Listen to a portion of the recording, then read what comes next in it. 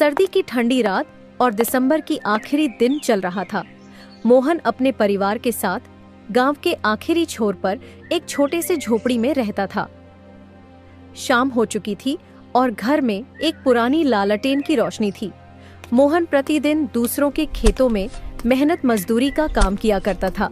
इतनी मेहनत करने के बावजूद भी वह अपने परिवार को 2 वक्त का रोटी नहीं दे पाता था। एक दिन मोहन अपने पत्नी राधा और 2 बच्चों के साथ अपने घर में बैठा था।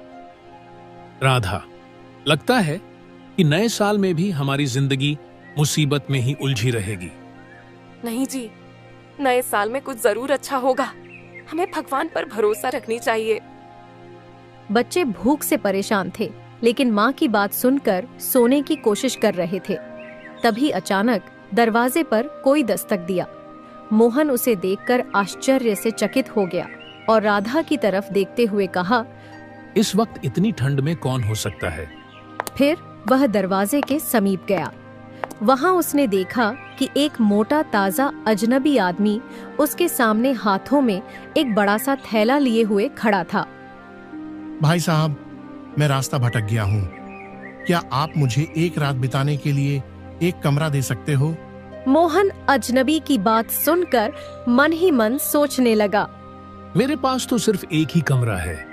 इस आदमी को मैं कमरा कहाँ से दूंगा? कुछ देर सोचने के बाद मोहन ने उस अजनबी से कहा, भैया, मैं गरीब आदमी हूँ। मेरे पास सिर्फ एक ही घर है। मैं इसी घर में अपनी पूरी परिवार के साथ रहता हूँ। आप चाहो तो एक रात हमारे साथ इसी कमरे में बिता सकते हो। अजनबी घर के अंदर आया और थैले को एक कोने में रख दिया और कहा, अरे बच्चों, तुम लोग अभी तक सोए नहीं क्या? मैं जानता हूँ तुम लोगों को भूख लगी है। यहाँ आओ, देखो मैं तुम दोनों के लिए क्या लाया हूँ। अजनबी ने थैले से कुछ फल और मिठाइयाँ निकाली और बच्चों को दे दिया। बच्चों, ये तुम्हारे लिए नया साल का तोहफा। काफी रात हो चुकी थी। सभी लोग अपने अपने स्थान पर सो गए। अगले दिन सुबह होते ही मोहन अपने बिस्तर से उठा तो उसने देखा कि वह अजनबी आदमी नहीं है। उसका थैला उसी कोने में रखा हुआ था और थैली में कुछ रुपए और एक चिट्ठी था। चिट्ठी में साफ साफ लिखा हुआ था, भाई साहब, आपकी ईमानदारी ने मेरा दिल छू लिया। मैंने कुछ रुपए उस थैले में रख दिया है। मुझे उम्मीद है आप उन पैसों को सही जगह पर खर्च करेंगे। नए साल की पहली किरण मोहन के परिवार के लिए एक उम्मीद की किरण लेकर आई थी। दोनों बहुत खुश थे, लेकिन चिट्ठी और पैसे देखकर मोहन और राधा के मन में बस एक ही सवाल उठ रहा था, आखिर कौन था वह अजनबी जो इतना सारा पैसा मेरे परिवार के समृद्धि के लिए छोड़कर चला गया? जो भी हो, हमारे लिए वह भगवान का रूप था। इस पैसे को हम लोग सही जगह उपयोग करेंगे। फिर दोनों ने फैसला किया कि इस पैसे से गांव में एक छोटी सी दुकान खोलेंगे, जिससे उनकी रोटी, पानी और बच्चों का पढ़ाई लिखाई चलता रहे। कुछ ही दिनों बाद उन दोनों ने गांव के चौक पर एक छोटी सी दुकान खोल ली।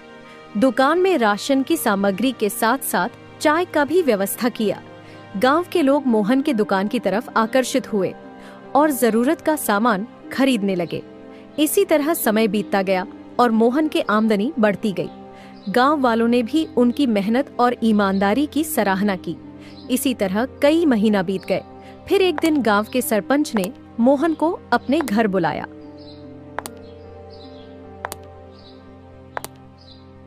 मोहन, क्या तुम जानते हो वह अजनबी कौन था जिसने तुम्हारे घर रुपए छोड़कर चला गया था?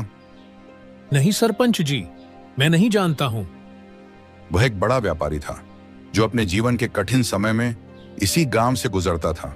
उसने मुझसे वादा किया था कि वह जब भी सफल इंसान बन जाएगा तो वह गरीबों की मदद जरूर करेगा। तुम्हारी ईमानदारी ने उसे तुम्हारी मदद के लिए प्रेरित किया। अब मोहन और उसकी पत्नी राधा को समझ में आ गया था कि उनकी मेहनत, ईमानदारी और दयालुता ही उनकी जीवन का सबसे बड़ी पूंजी थी। अब मोहन और राधा भी गांव के जरूरतमंदों को मदद करने लगे। उन लोगों ने अपनी कमाई का 50% गरीब बच्चों के शिक्षा में लगा दिया। इसी तरह पूरा 1 साल बीत गया और नए साल के अवसर पर मोहन और उसकी पत्नी राधा ने एक विशाल समारोह का आयोजन किया, जिसमें तमाम गांव के सम्मानित जनता और असहाय लोगों को बुलाया। भाइयों एवं बहनों, नए साल का असली मजा तब है जब हम दूसरों के लिए कुछ अच्छा करें। हमारे जीवन में मेहनत, धैर्य और ईमानदारी ही हमारे जीवन का असली पूंजी है। समारोह के बाद मोहन और राधा उस गांव के ही नहीं बल्कि आसपास के गांव का भी प्रेरणा के स्रोत बन गए। जैसे जैसे राधा और मोहन की दुकानदारी सफल होती गई, वैसे वैसे उनके सामने नई नई चुनौतियां आने लगी।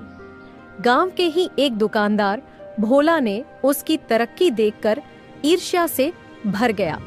अगर मोहन को इसी तरह छोड़ दिया तो मेरी दुकानदारी चौपट हो जाएगी और मैं सड़क पर आ जाऊंगा। कुछ तो करना पड़ेगा।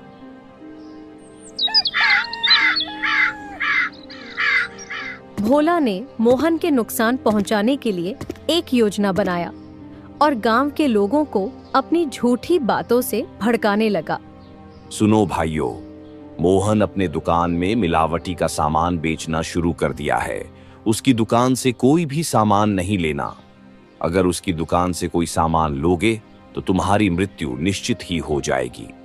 मोहन को अफवाह के बारे में पता चला तो उसका मन क्रोधित हुआ, लेकिन उसने अपनी मेहनत पर ध्यान दिया। मोहन, हमें सच और ईमानदारी से काम करना होगा। समय सब कुछ साबित करेगा। फिर एक दिन की बात है, भोला ने रात के अंधेरे में मोहन के दुकान की चोरी कर ली।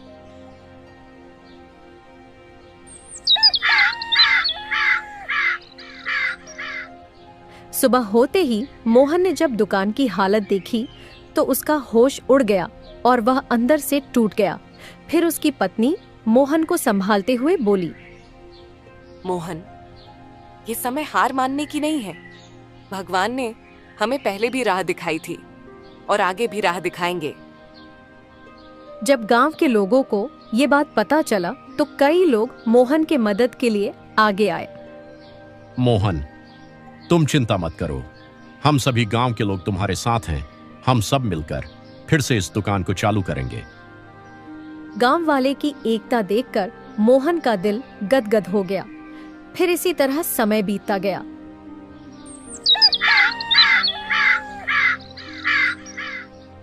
एक दिन चोरी करने वाला भोला ने सरपंच के सामने अपनी सच्चाई बता दी। सरपंच जी, मोहन की दुकान की चोरी मैंने ही की थी। क्या तुम्हें शर्म नहीं आई इस तरह की घटिया हरकत करते हुए? उस बेचारे ने तुम्हारा क्या बिगाड़ा था? मुझे माफ कर दीजिए सरपंच जी। भोला, तुम्हारी जलन ने गांव की एकता और ईमानदारी तोड़ने की कोशिश की है।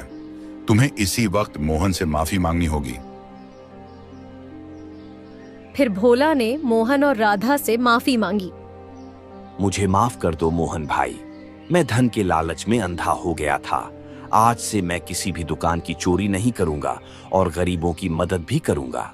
मोहन और उसकी पत्नी ने भोला को माफ कर दिया। अब मोहन और राधा दोनों मिलकर अपनी संघर्ष जारी रखा और कुछ ही दिनों बाद उनकी मेहनत और ईमानदारी फिर से एक नया रंग लाई।